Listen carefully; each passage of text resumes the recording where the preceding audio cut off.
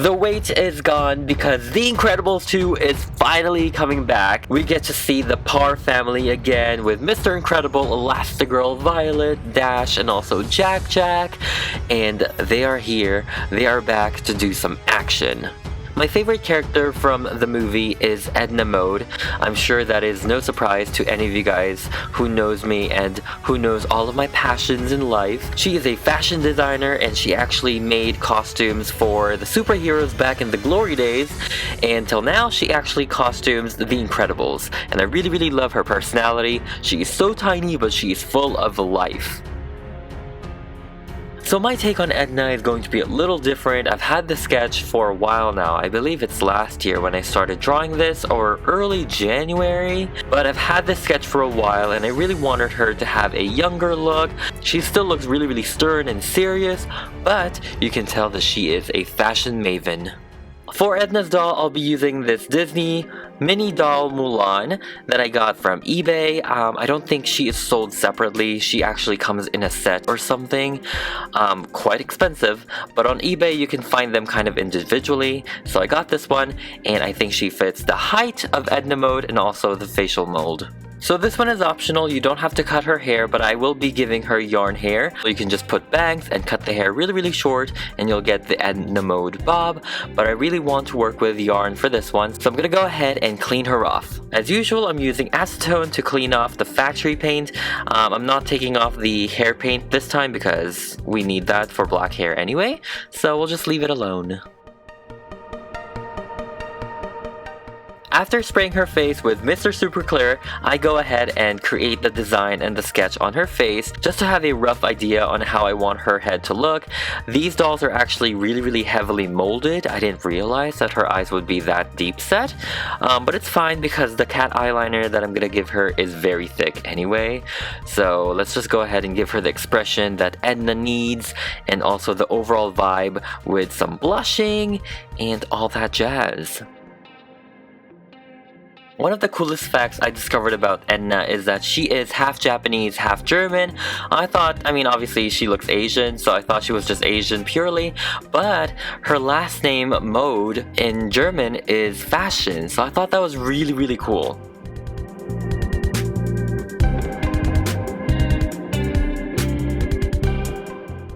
I usually use 3 colors of pencils for the eyes just because I wanted to have a dimension and so that it doesn't look so flat in terms of the color. Like I won't just use brown if it's a brown eye. I would use dark brown, maybe umber, maybe yellow to give the highlight. So there's a lot of stages in creating dimensions with the eyes. You can't really see it in this one because the face is so small. But for Edna, I wanted her to have a brighter brown eye, and so you'll see it in the end.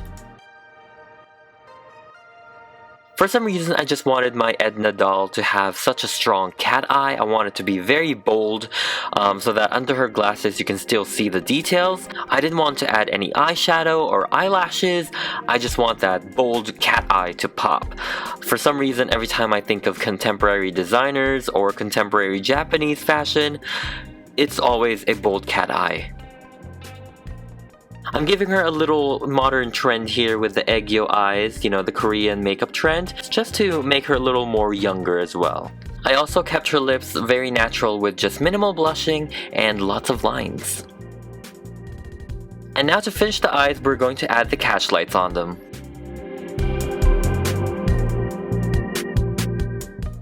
And I'm also going to give her lips some gloss.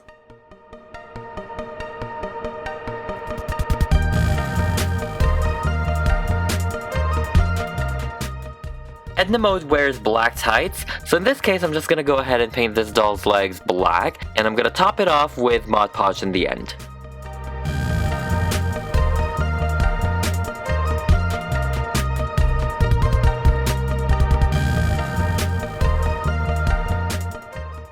And here we have the final look of Edna Mode's face. I really like it. It's very simple, at least for me. This is simple for me. It's very contemporary, very minimal, and her tights look great. She can still move her legs. Obviously this is paint, so we gotta be careful not to chip any of the paint, but so far so good. Let's go ahead and move on to her glasses. I got these two Barbie magnifying glass from eBay, and they came in a pair, and I thought that would be perfect for Edna Mode's glasses. So I'm just gonna go ahead and take one of them and cut the handle, and I'll glue them together. Here I added the hinges by using wire, and I just super glued that onto the glasses. Her glasses is actually matte black, so I'm just gonna go ahead and paint everything with a matte black acrylic paint.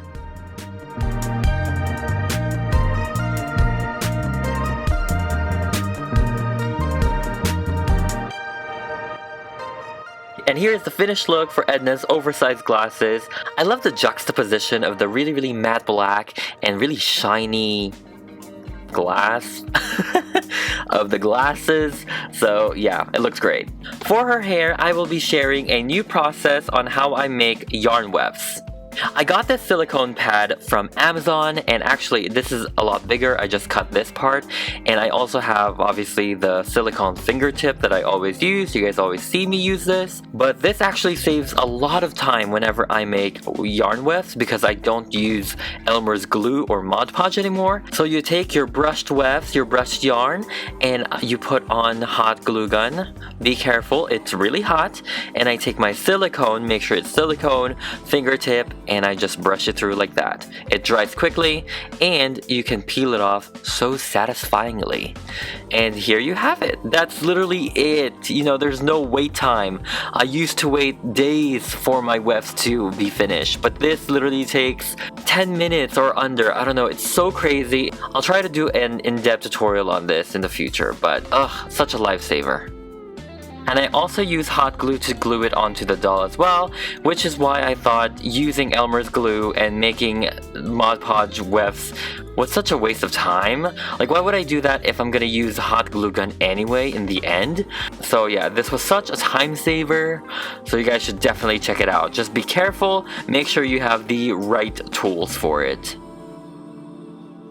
The bob that I'm giving her is kind of flared out a little more. It's a little different than the bob that Edna usually sports, so I thought this was a little more hip, a little more modern, a little more edgier, which represents that she is a little more younger.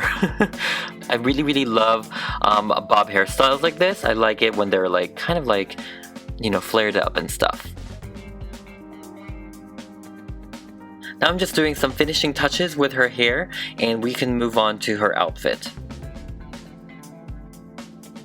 This outfit is made by Amanda from Mystical Moonstone, as usual. Thank you so much. It looks so great. It looks like Edna Mode's original dress, but obviously I'll be adding the details of the faux leather embellishments. Here I have a thicker leather, and it actually has a little more grain to it, and I'm just cutting multiple horizontal stripes from it. And then I'm just gonna glue it one by one, starting from the bottom and working our way all the way up because you want that overlapping effect. And then using a really thin faux leather material, I'm just cutting those in tiny squares. I don't know what it is, but that's the inspiration that I get from this outfit, is an armadillo and a pangolin mixed together. You also want to make sure to start from the bottom of the sleeve so that you work all the way up so that you have the overlapping effect. And here is the finished outfit, and it looks absolutely amazing, and I think it looks very spot on. Mulan actually came with these shoes already, so I'm just recycling them. I did cut off the Mary Jane bands on it to make it more of a flat. And we are pretty much done with Edna Mode. We just have to add her signature glasses, and we are finally done.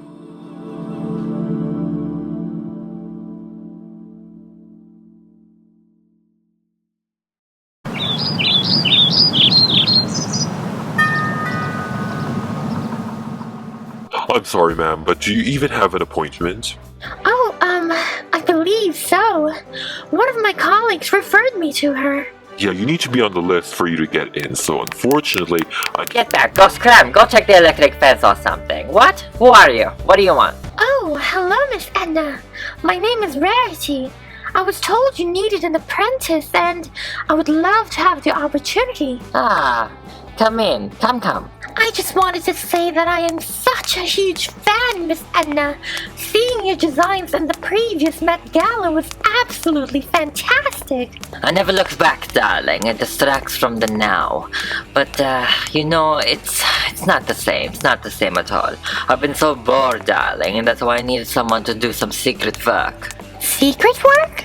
Eve, thank you so much for all your help. We knew we could count on you. Yes, I know, darling. Your spare suit is already on its way to your home before your next mission. And also for you, Violet, I included my new line of ready-to-wear. When you turn invisible, everything turns invisible, darling. It's amazing. You can sneak out all you want, darling. It's fabulous. Oh wow, thank you. Don't even mention it, darling. Now go home, save the day, do something. I'm far too busy, I have so many things to do. Now go, be on your way. Miss Edna, are those the... Yes, darling, they are the Incredibles. They're my #1 clients. I love them so much, darling. I didn't know you designed for heroes. I thought you only designed for supermodels. Supermodels? Nothing super about them. They only think about themselves, darling. I used to design for gods.